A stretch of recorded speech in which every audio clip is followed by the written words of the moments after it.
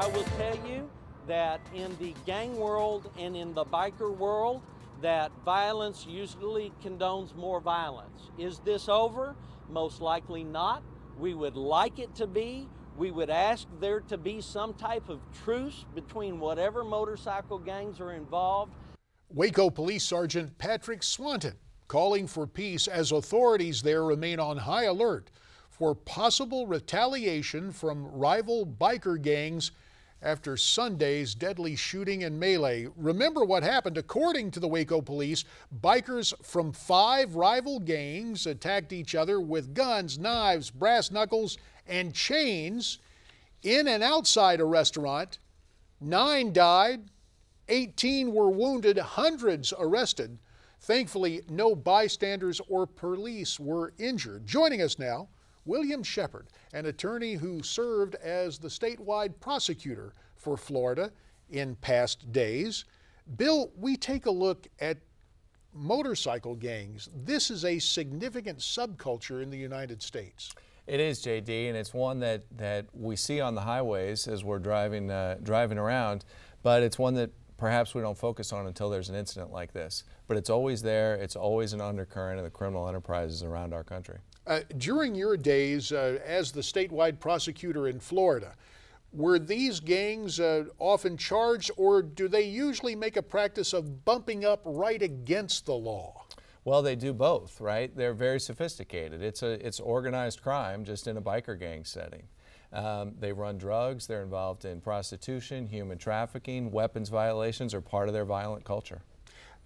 As we look at what transpired in Texas, and obviously your experience was in the state of Florida, and neither of us have intimate knowledge of all the goings on in Waco, but the police there and stories we've seen out of that area deal with the possibility of further retaliation and, more ominously, the targeting of law enforcement officials.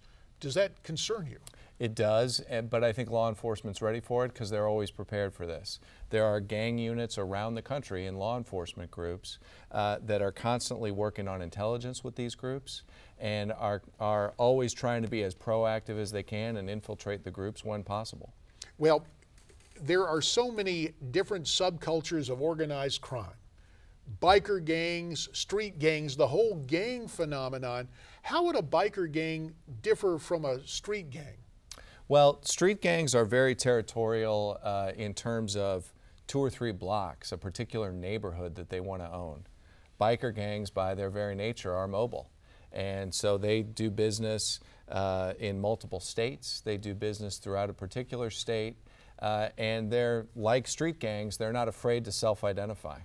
And so with that mobility of the biker gangs, you have a strong interstate component and arguably federal jurisdiction, at least in the criminal enterprise realm.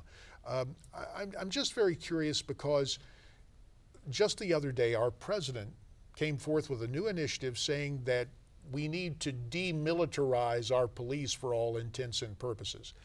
Given the timing of what went on in Waco, it is most curious, where do you come down on military-type equipment with local police forces? Well, the street gangs, the biker gangs, they don't follow directives from Washington. They follow directives from each other. They are constantly looking to ramp up their own violence and their own armament. Our people in law enforcement need to be prepared to deal with that. I understand the other side of that argument. That we don't want to militarize all our neighborhoods, but we certainly have to have specific law enforcement that when confronting automatic weapons and bulletproof vests by criminal enterprises and defendants, that they're prepared to handle that and meet it. Bill, a minute 30 remains, and a curious comment from then candidate Obama in 2008 saying we needed a civilian force every bit as powerful as our military. And then just a few weeks ago in the wake of the racial strife in Baltimore, Reverend Al Sharpton calling for a federal police force. Do you believe that will be a priority of this administration? And with the minute remaining, could this biker gang interstate kind of activity serve as yet another catalyst to make that suggestion? Well, I'm not familiar with Reverend Sharpton's comments, but what I will say is that we do have a federal police force. The FBI, the DEA, Secret Service. All of these law enforcement entities are federal and work regularly with local law enforcement.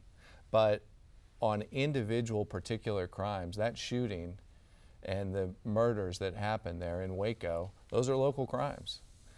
You know, there may be multi-state components to it, and it may have tentacles that reach not only beyond the borders of Texas, but beyond the borders of the United States, because these biker gangs in particular are also international. But again, there should not be any type of submersion of local constabulary forces to some super federal force. We already have existing federal police. The local people know the local community and are most well prepared in terms of their knowledge, but also their manpower to deal with these local issues. Bill Shepard, we thank you for your insight on biker gangs, and we'll be back after this. Good.